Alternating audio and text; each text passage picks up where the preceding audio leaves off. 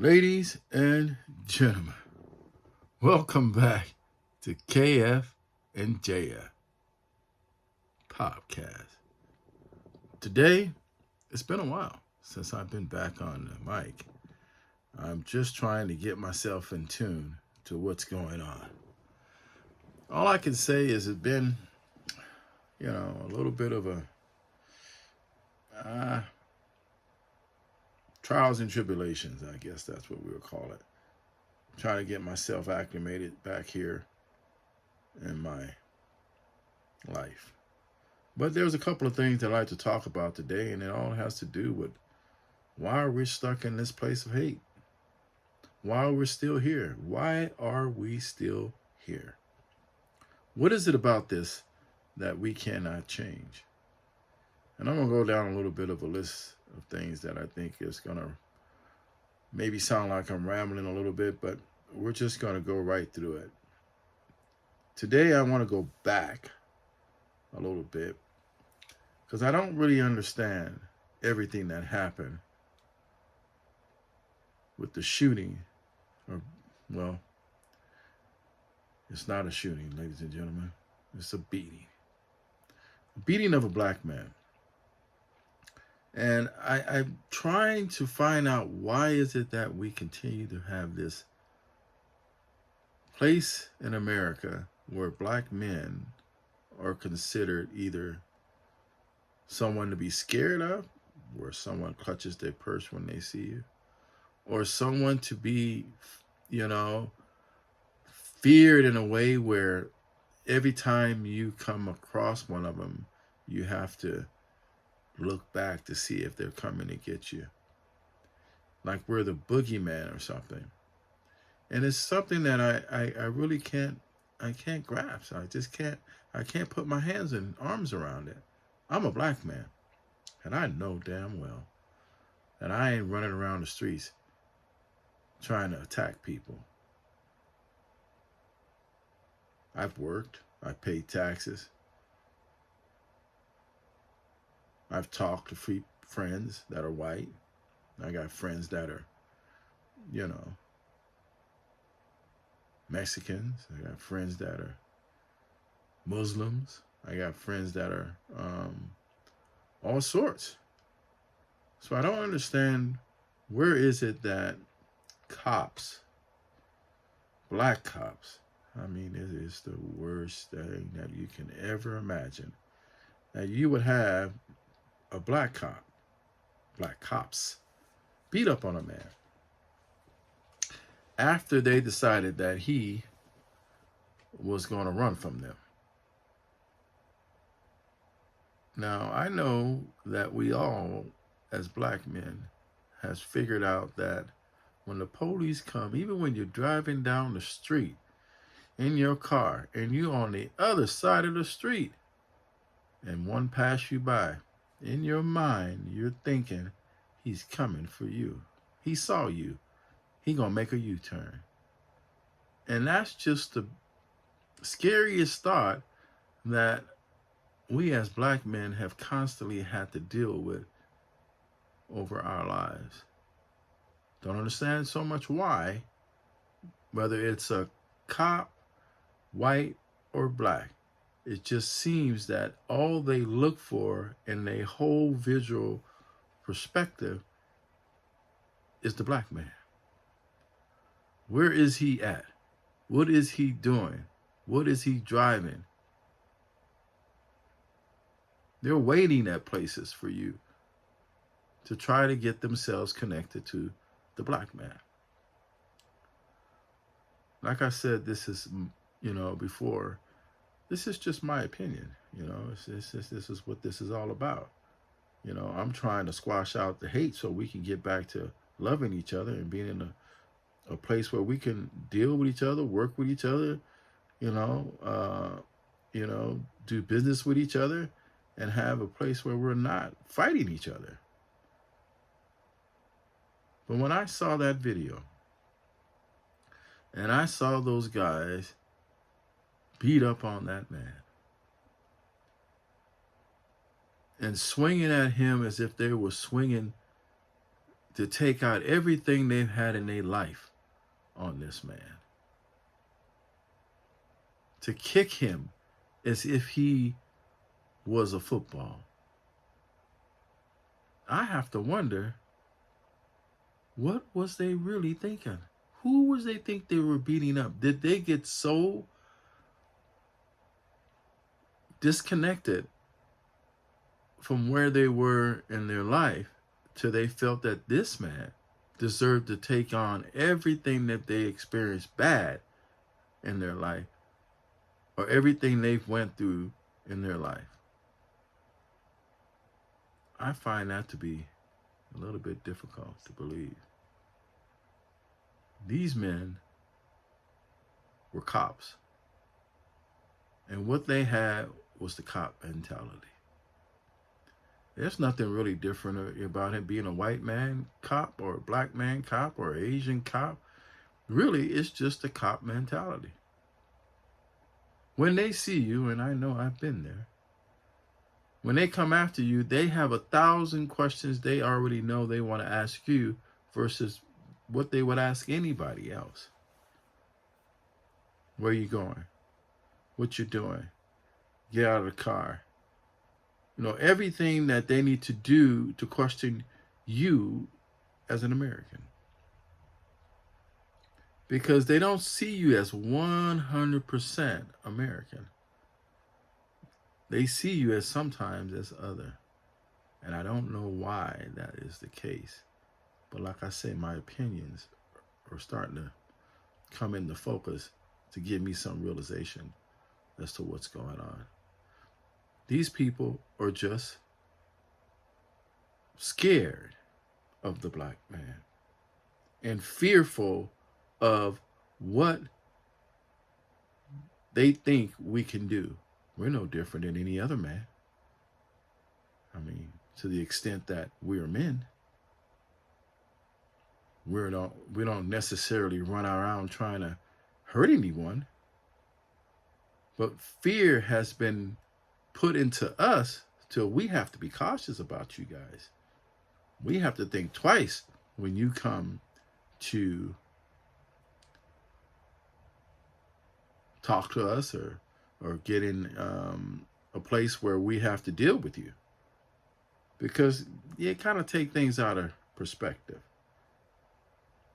And whatever you decided that this man did, and the way that you beat him, was just not anything I would have ever expected on a black cop beating a black man. It angers me so much. It takes me to a place where I think it's just bad. And I have to fight myself from going to that place. Because it's everything we thought that we would not see. I mean, we see a lot of things going on. We got, people shooting up places out of hate. We understand, we look at that and we say, well, they're hating something or someone. We see people running around and, drugging each other, lacing things with fentanyl. We see the disconnect between humanity. People are just feeling as if they can do anything they want to do, and there is no repercussions for it. And I'm here to tell you, that's not what we're here to do. There will be repercussions. And I hope that these gentlemen have decided to go ahead and beat on this man and take his life. Like I said, it was terrible. It was disgraceful to the black community. It was disgraceful to every man. And people don't know this, but I will give you a little information. If you were ever in prison, if you saw that in prison, all they did was give the white man the ability to say, well, look, You guys can't even take a job. Y'all constantly beating up on each other on the streets. Y'all see each other as enemies. At your job, you see each other as enemies. And cops, even though they got the badges, sees their fellow brothers as enemies. And I think that that's something that I don't understand. Why would we be considered another brother's enemy? The history from as far back as we can remember as kids, and as far back as you can remember as adults, you haven't had the 100% American dream or have been given the opportunity to be looked at as an American 100% of the time. You're looked at as somewhat different, especially the black man. And now I'm not going to forget. And I don't say that to be like, I don't know this, but the black woman is running into the same problem as well, and has been running into that problem way probably before the black man. The black woman has been treated with such disrespect, such hate in all places of society. But they're strong. The black woman is strong. Because as you can see by this gentleman's mother, how she showed the world that hate is not in her heart.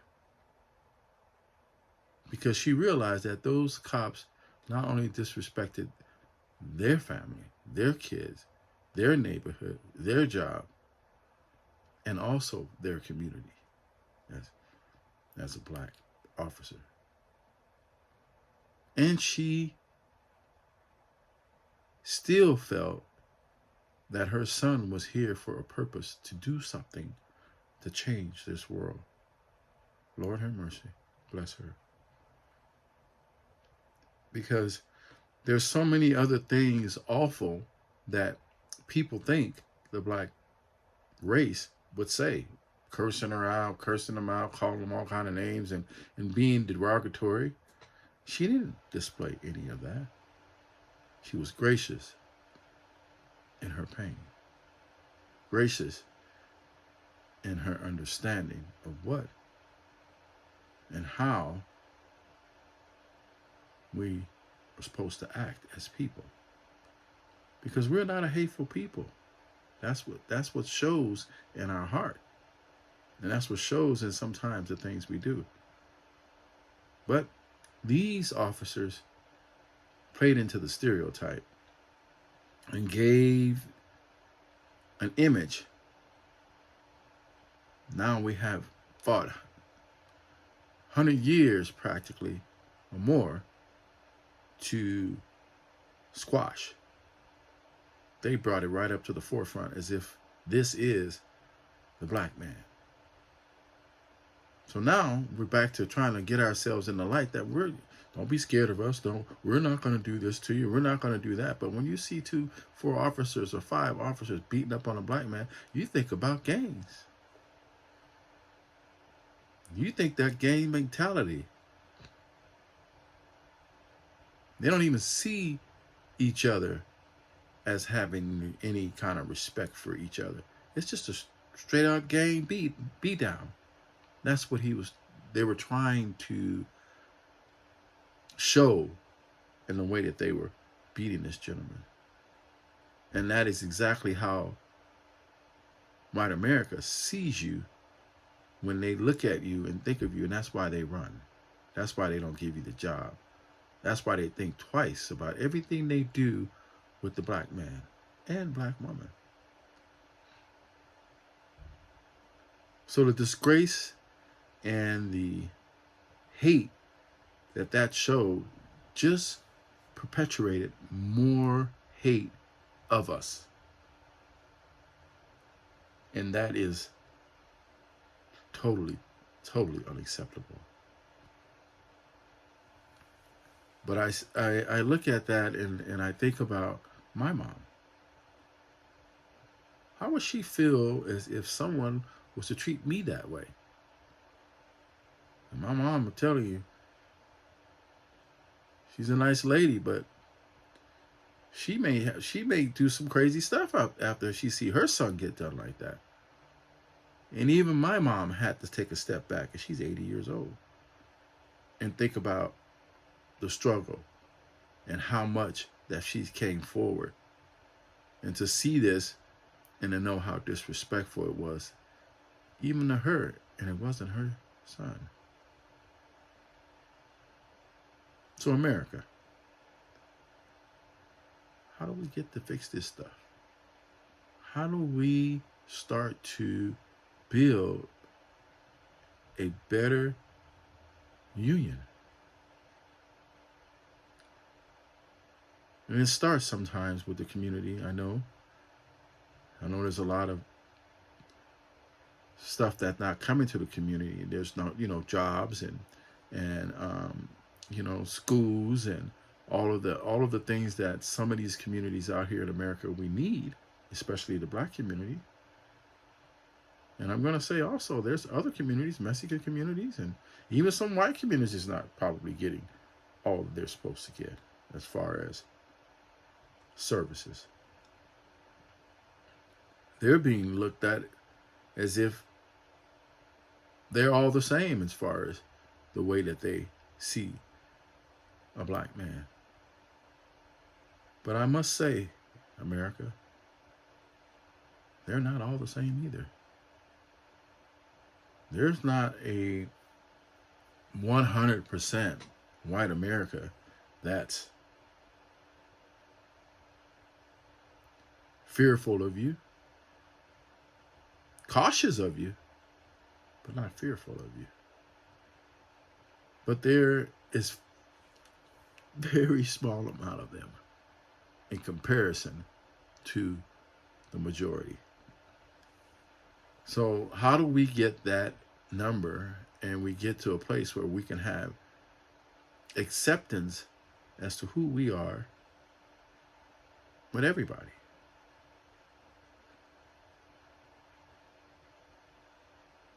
I think that we all have to come in our minds and start thinking about, like I've said before, what are you doing? What are you doing to squash out hate? What are you doing to put hate in a place that is not in the front? Somewhere where it needs to be, and that's buried, because it has no place in our society. I give praise for the family, and I pray for them, and I hope they get the justice that they deserve. And I hope, as a community of Americans, we start to look at the issues that leads up to some of these things, because there's a lot of things that came out in that. There's officers that are just systematically set up to go against the black man and woman, and Mexicans, Americans, and in some cases, white Americans too. So training is not really the issue, because you guys put a lot of money into training, and you know what these people do? Oh, I went to this training class. I got paid to go to this training. I took off and I went to this training. Oh, they had a seminar on this training. Oh, I went to this training. The training is just a gift to them. All they get is more money, time off to go to it, and then they get looked at and give badges and little rewards because they went to the training. But they ain't learned nothing.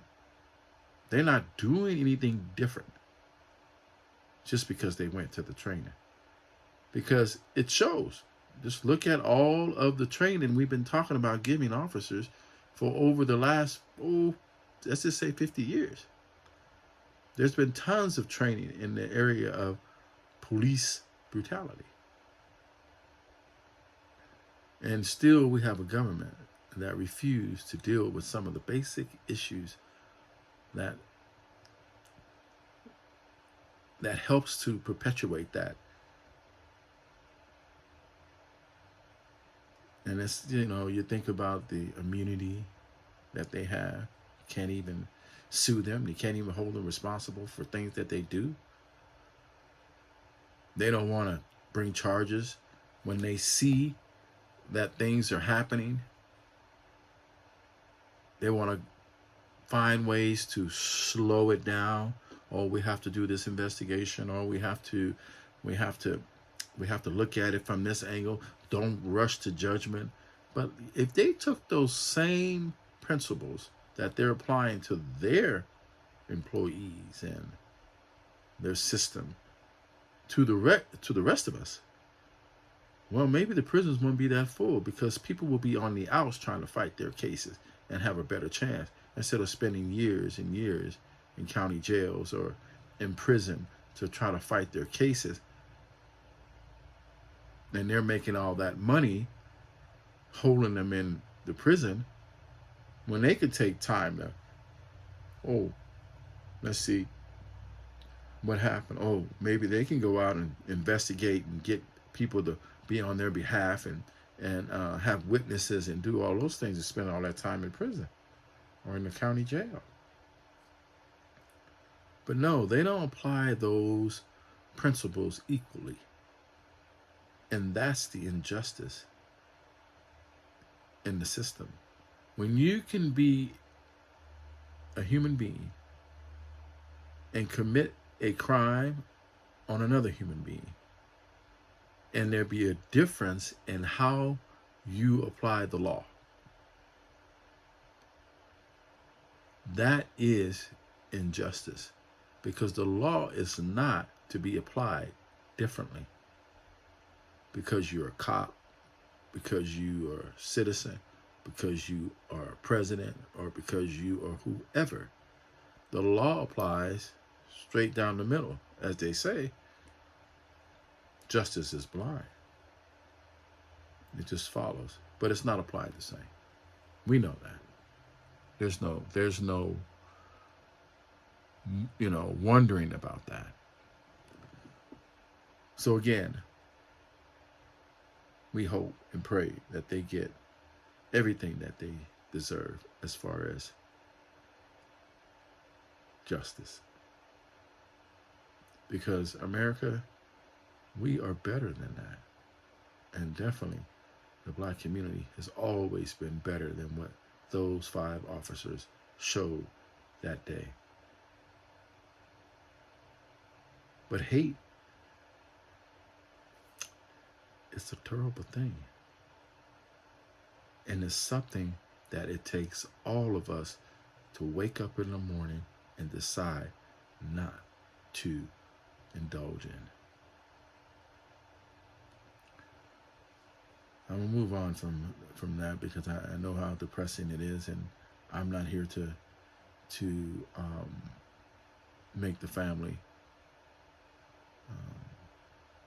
give them more pain than they've already suffered in this case. But we have a system in our politics today that helps to allow things like what happened to continue. We got shootings. There's no gun control.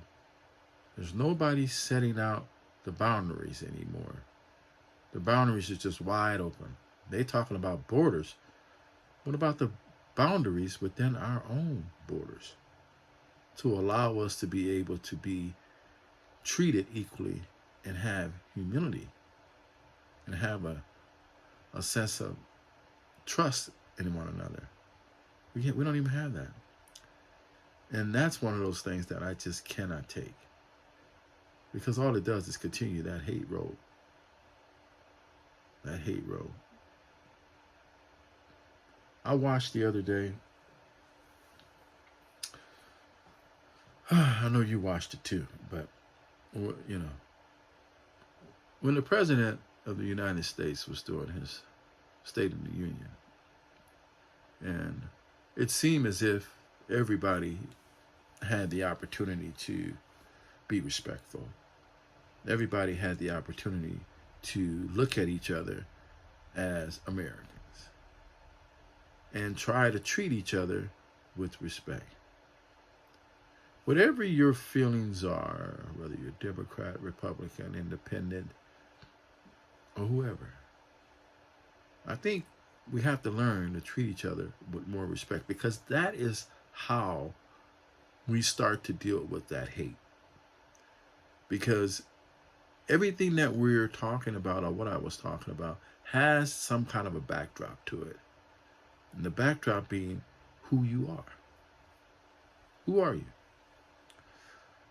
When we saw at that State of the Union was a bunch of people, 430 of them plus probably, that was different. Each one of them different.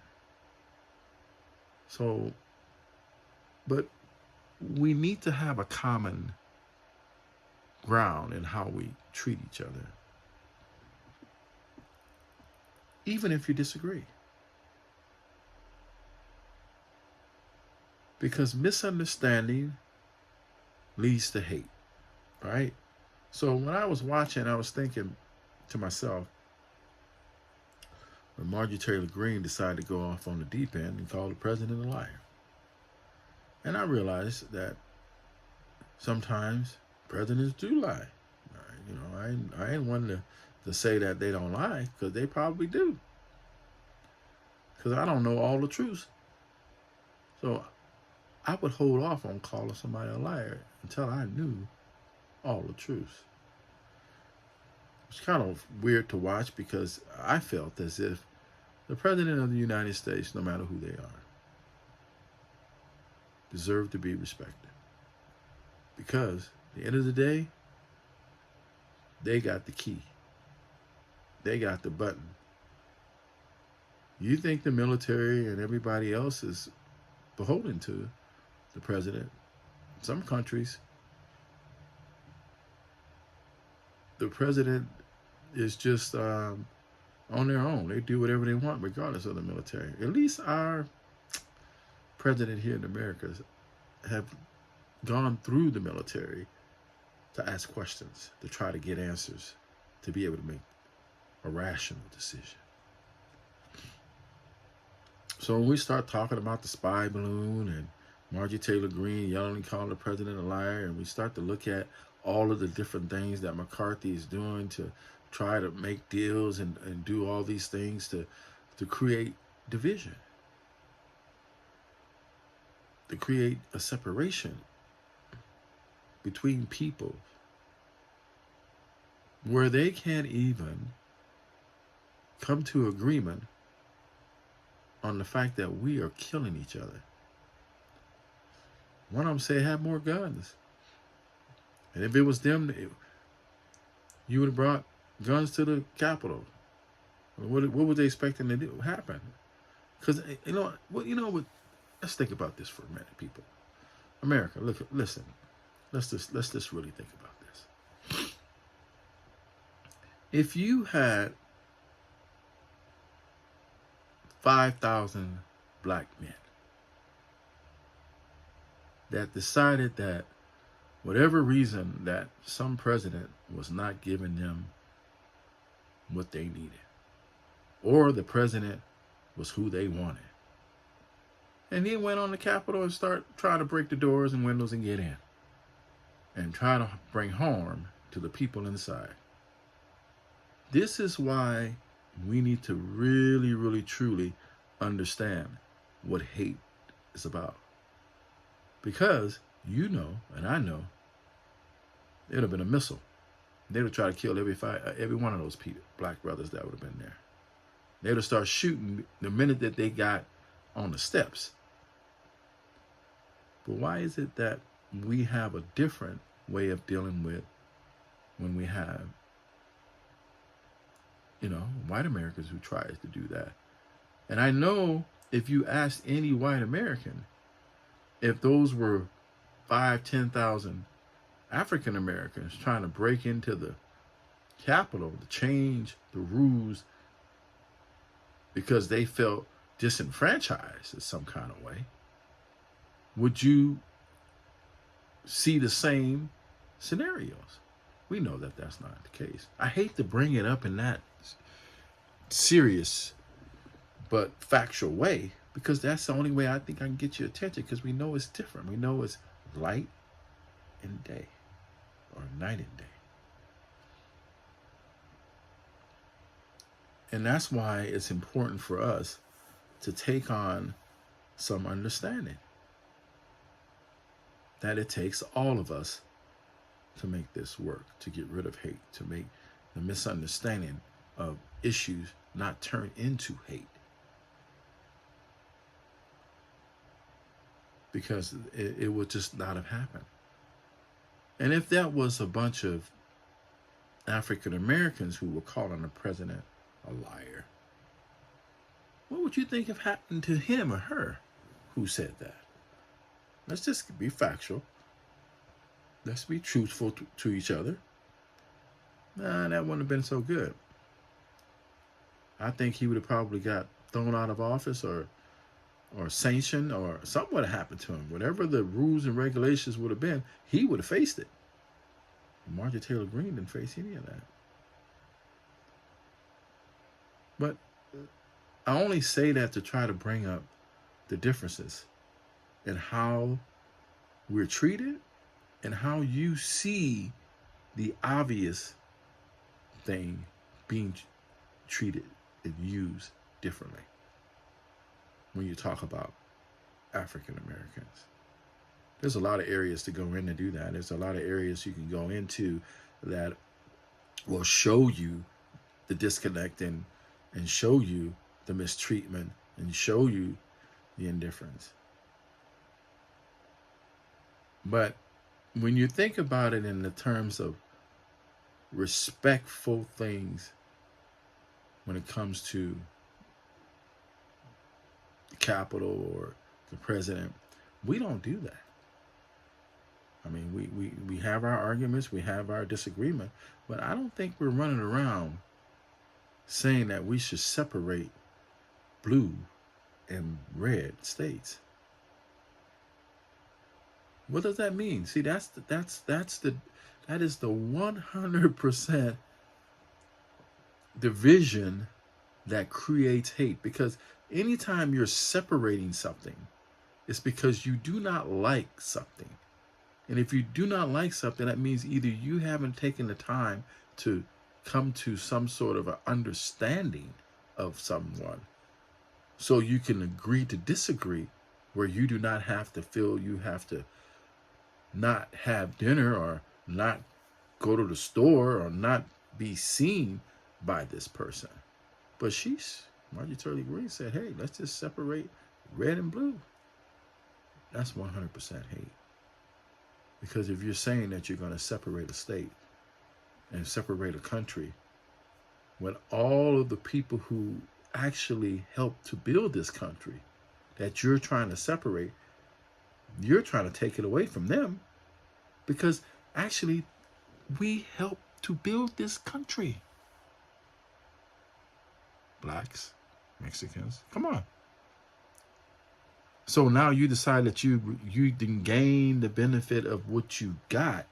Now you figured you could separate and get your head on and enjoy things in your own way.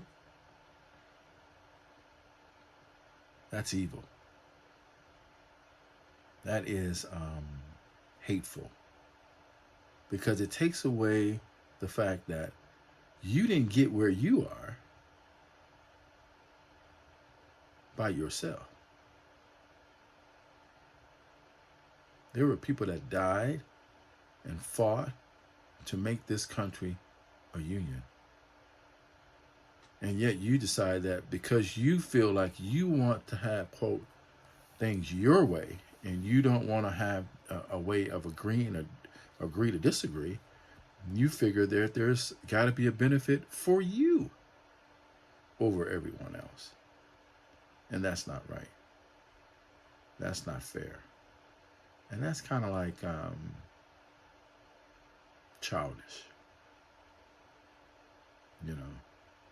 So when I think about how people are coming to a place where they're feeling as if hate is something that they can perpetuate, it's when I look at stuff like that. And I just wonder, well, where did she get that from? Who is she talking to? Because she said that people she talked to is what they're feeling is that this is something that they want. I wonder who she's talking to. Because I wonder because she's representing, like they say, 700,000 or whatever amount of people, and I'm wondering, is every one of them white, or is it any of them black in there? Because if she's talking about separating the states, you know, there's people in there that are black, that are Mexican, that are Asian. You think they want to live in a separated society? Or is she doing that based on some other misunderstanding? Well, those are the kind of things, like I said, it's my opinion that it just drives me crazy because there's no sense of having that kind of thought process. Especially if you call yourself an American and you look at the history. Well, I knew I was going to mention history, but then let's look at Ron DeSantis. What is he doing over there in Florida? As a black man, I'm just like, what is he doing? What is he really trying to do? If you're having problem, if your biggest thing is education and separation of ideas and of the ability to have free thought and mind, who are you? What do you think? Where people have to sit back and cater to what you want. Where do you see that as a government issue? What book I read, what school I go to, what classes I take, how I learn, what I want to do to make myself well-rounded, how I want to be as a person, to be respectful to others. Because when I look at what he's doing, I think about his parents. And I think about the people around him that works for him. How do you think they got there? Did they not read? Did they not learn history? Did they not understand how to be well-rounded and with their friends and with their kids, with the things they do, with the food they eat? How do you decide that because schools are broadening the educational system, public educational system, that you want to tamp it down? What did you think Rosa Parks was doing? Was she not trying to show you something? Or do you think she was just being some sort of person that wanted to be liberal and make some, I don't know, some weird woke thing that you, whatever you want to call it. She was doing something because she felt she was being mistreated and she was being treated as other, and she is not willing to accept that and was not willing to accept that. So she did something about it that helped everybody in your office, including you.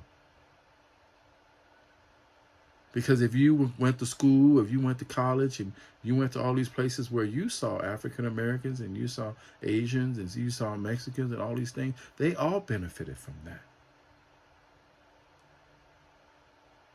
They all learned how to be more respectful and do things to try to be mindful of the fact that education was important, and your opinion and your ideas and your caring, all the things about you are worthy of something. How are you going to tamp that away? You're like Russia trying to tamp out Ukraine. And like Biden said, you'll never be able to get rid of the will of a person to learn. the will of a person to try to be better, a will of a person that wants to be well-rounded. You'll never tempt that out. You stopping a book from trying to be published at a school, make somebody wants to read it. Make somebody wants to think, what's in that book that you really thinking is so bad? Can't be anything in that book that makes it so bad. It's just another misunderstanding that lead to hate and division. So where is it that we go when we have a governor of a state that's trying to dictate how business run with the Disneyland thing? You know, because you don't know. If you have kids, Mr. DeSantis, and your kids end up having kids, you're going to try to make sure that they all ended up the same way as you? I'm going to let you know before you even get to that point. They're not. They're not going to be like you. They're going to be different than you. They're going to have different friends than you. They're going to have different opportunities than you. They're going to be able to be in a place where they're going to be more respectful than you. Because I guarantee you, they're not trying to be around people that they're going to call not worthy of being in the educational system.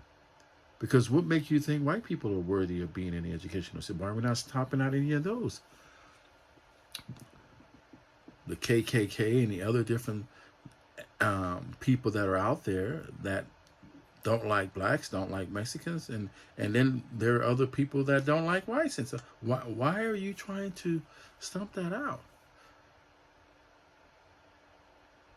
You have to be able to educate to stomp that out. You have to be able to listen to stomp that out. And you have to be willing to compromise to stomp that out. But once you decide that you're going to be the sole person and dictator of something, all you're going to do is face all kind of rebellion. And that's why these people are coming after you, Mr. DeSantis. They're coming after you because of the fact that they don't believe that you have that authority to stomp that out. And I'm going to let you know, God is the only person that's able to make things one way or the other. And not you. So I think that that's a losing cause and I think that you're doing something that eventually is going to come back to bite you, because you can't be like and I really hope, and to some extent, that you are trying to run for president, because I think the questions and the people that you're going to find out, they're not going to believe that you're talking about that stuff you're spreading. And the ones that do believe what you're spreading, they're not going to be able to outperform or outdo or fight the people that don't believe that. Because there's more people that want to learn and want to be well-rounded than those that want to be like this and don't see what's out here. So, Mr. DeSantis, stop it. Get back into something else. You have such an opportunity to be a better person. You have such an opportunity to be a likable person. But everything you've been doing has been selfish. It all has to do with your mindset and not the mindset of the whole. Because if you know something, Mr. DeSantis, and in America, freedom is something that is a very powerful thing. And we should know, even when you think about it as a black man, freedom is something that we fight for 100%. We want to be as free as we can in every area that we can. Education, our lives, what we do, where we go, how we think. All those things we want to be free in. So you're not going to be able to snuff that out. Freedom is a very powerful thing. And if you're looking at the rest of the worlds out there, or the rest of the world and the other countries and cities and out there, you'll know that there's free people everywhere that wants to continue to be that way. And they want to continue to learn. And it should be your goal and all of our goals to help to clear the misunderstanding of hate so that we can squash hate out and explore all of the things that we have different so that we can become to compromise to each other and have a much better union. It's just as simple as that. We don't have to be fighting each other all the time on politics, on everything that we do, and trying to separate each other by color and blue and red. Yeah, that don't make no sense. That don't make no sense at all, ladies and gentlemen.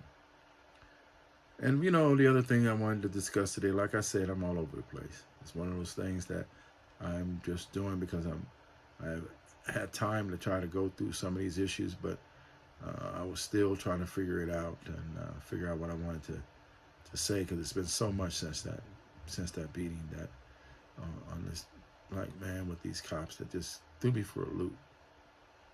It just took me back 100%. But I realized that can't take me back no further than Trump. Trump is going through some stuff right now, ladies and gentlemen. And I think what he's really going through is understanding that misunderstanding that leads to bad things or that can hurt people. Oh, there's consequences. There's consequences. Because justice will find its way, especially in a country that lives on the rule of law. Now, we know, and I'm sure all of you know, that, like I said before, Trump had an opportunity. He probably had the best opportunity of any president of the United States. But the minute he came down those stairs and disgraced black and brown Americans and tried to plead or try to come to a place in his life where he thought that all he needed was a certain group of people to be his loyalists, I think that was a mistake. Because, like I said before, a businessman, even though his daddy gave him money, but don't use that against him. He got the money. What you do with the money? But he started to do things that was just not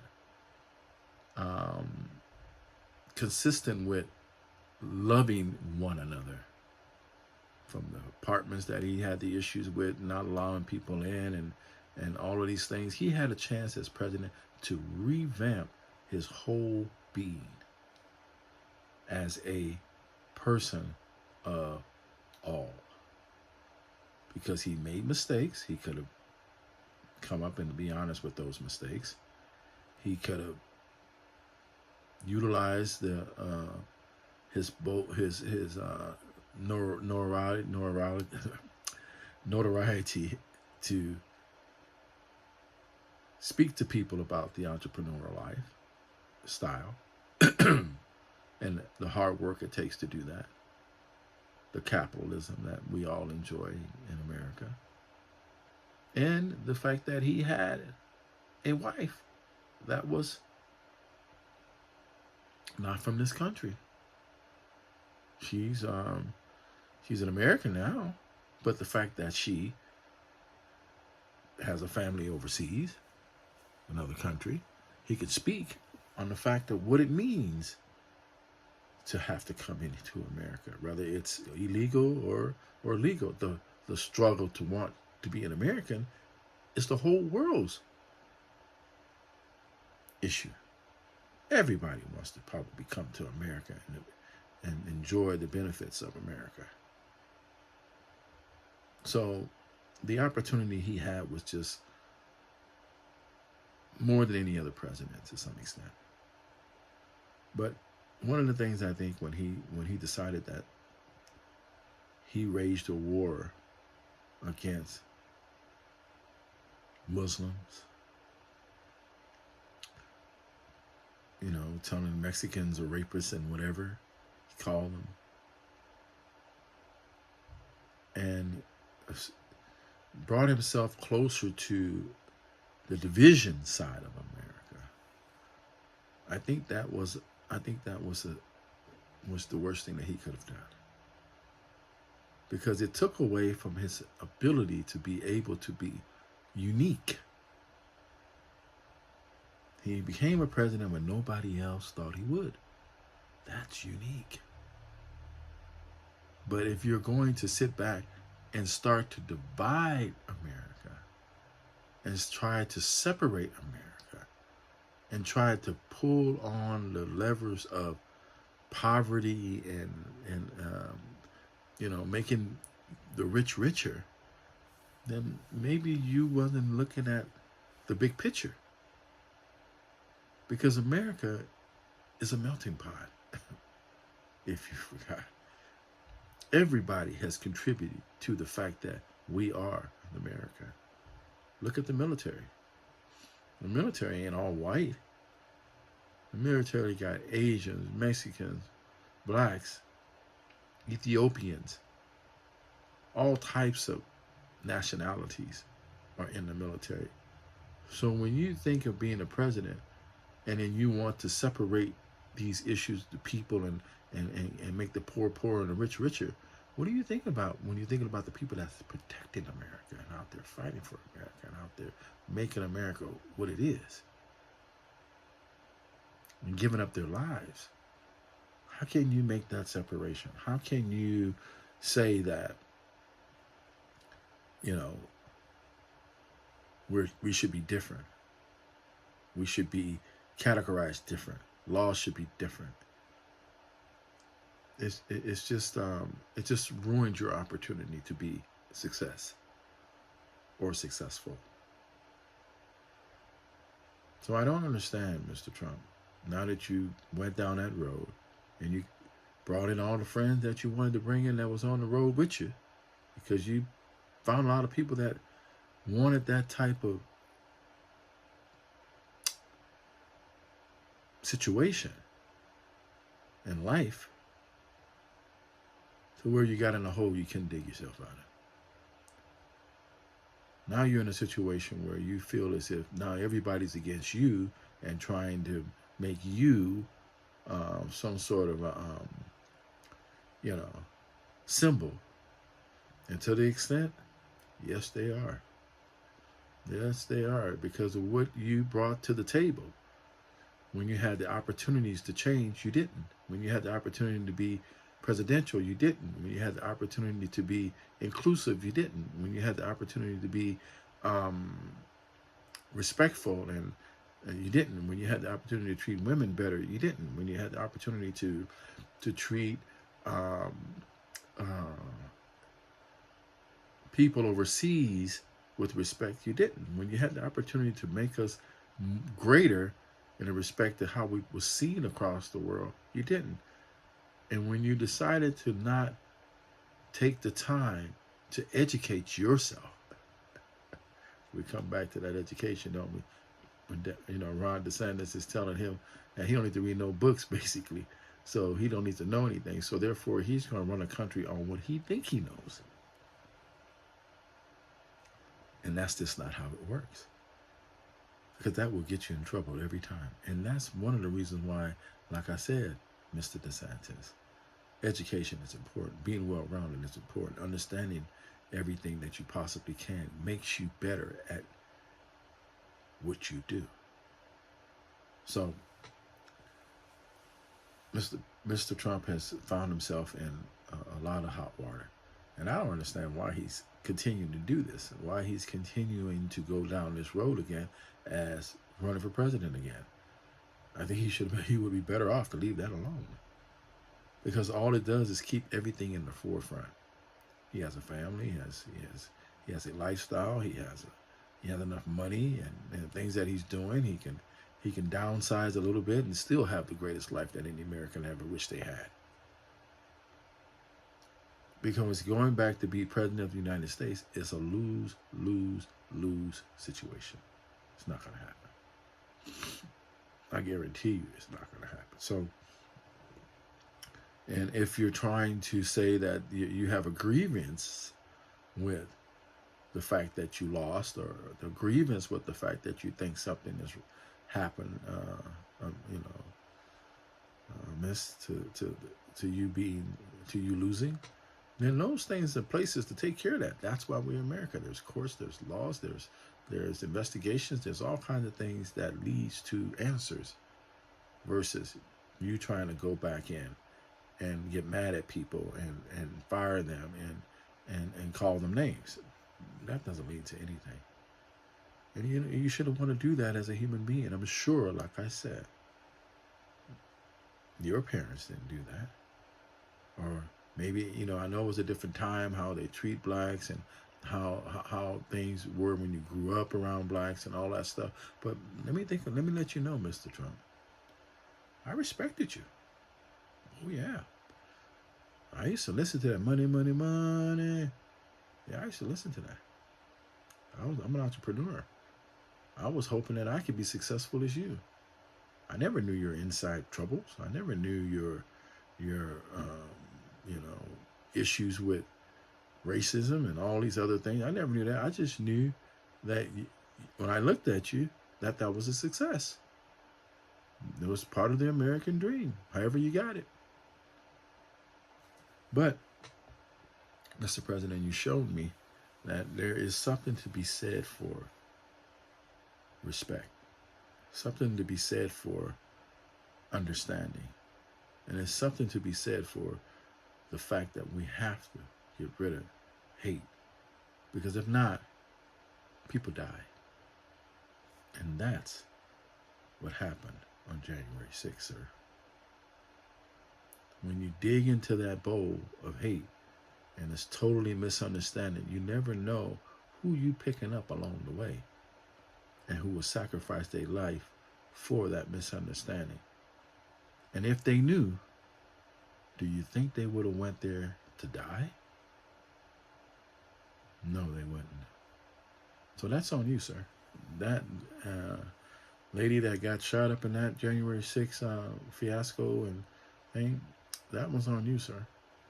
Her parents should be coming after you for that, because she would have never gotten picked up to go down there to there unless someone led her that way, or unless the belief that she believed was so strong that she felt like she had to do that. And so she only gets that from one person. She only got that belief through what someone was telling her or explaining to her or preaching to her. It's like a Jim Jones kind of situation, They drink the Kool-Aid. And that's unfair to her family. That's unfair to her friends. And that's unfair to all Americans, that we have to deal with that type of situation. So we have to find a way to work together. There is no need to be in such a place where we are still stuck in hate. Ladies and gentlemen, in America, I am really, really tired of seeing us go down the road of gun violence, hate, disrespecting each other, not seeing each other, talking and walking past each other. and not coming together as a people. We need to stop for 1 minute or 2 or maybe 5 minutes and really think and really truly think, is it really worth it to be separated and hate someone? Is it really worth it to be so stuck on what you believe to where you don't have the ability to compromise? Is that really worth it? Because if we allow that to be the case here in America, how can we stop that from being the case in other countries? Because if Russia and China and Iran and all those countries over there decides one day that what they want is more important than what they people want and what you in America want, and press the button, do you really think all that hate you had about separating red and blue states is going to matter? Do you really think that your parents and your friends and your neighborhood and your schools and your church could look like Ukraine? Would you want to have that look? Then the opportunities you have here in America now to make a difference,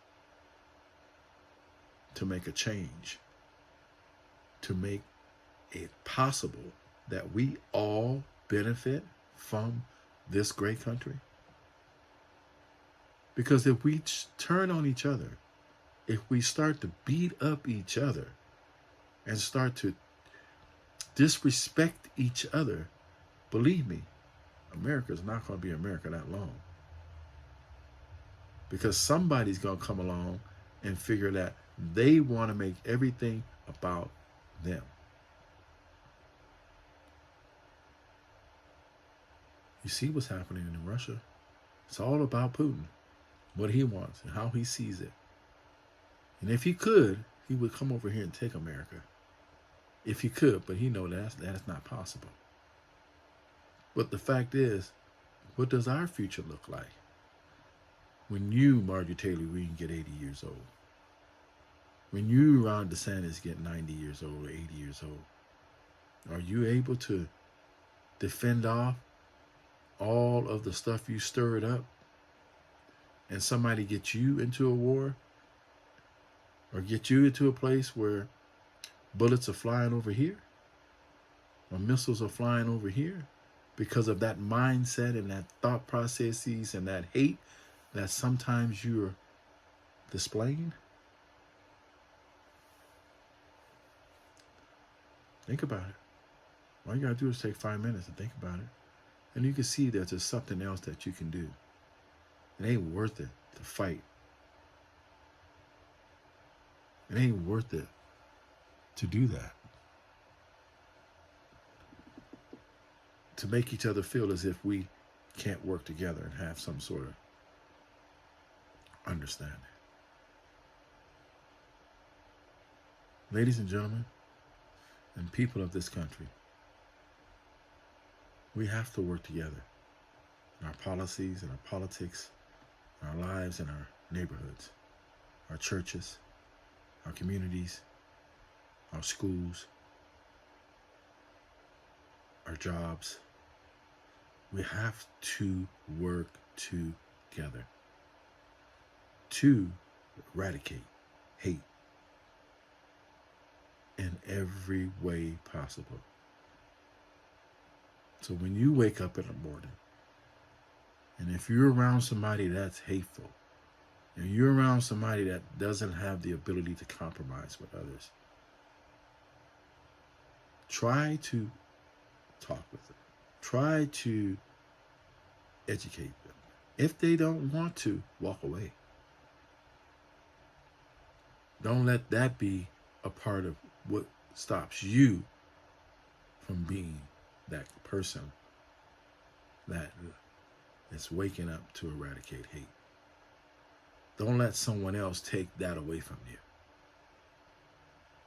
Because the end result to that, the end result to you losing your ability to eradicate hate in your life is only going to perpetuate something in someone else's life. And that could be very, very dangerous for all of us. Because you don't know the mental state of people in America. We're all on the edge in some form or fashion. But you have to take the time to listen. Take the time to see each other. Because if we do that, we'll be in a much better place to deal with each other. We'll be in a much better place to understand each other. We'll be in a much better place to work with each other. Race in America is only because we continue to perpetuate that narrative. The narrative, you the black man, or you the white man, or you the Mexican, or you the Asian. We need to just come up with, you're American. 100, you're American. And if we treat each other as American and the law comes down equally, the rest of the world will follow. The rest of the world will see. And I give praise and thanks to all of you guys, to everyone out there who's willing to do that exercise and take the time to be successful and helping each other. This is KF and JF. Ladies and gentlemen, this is KF and JF. Have a good day.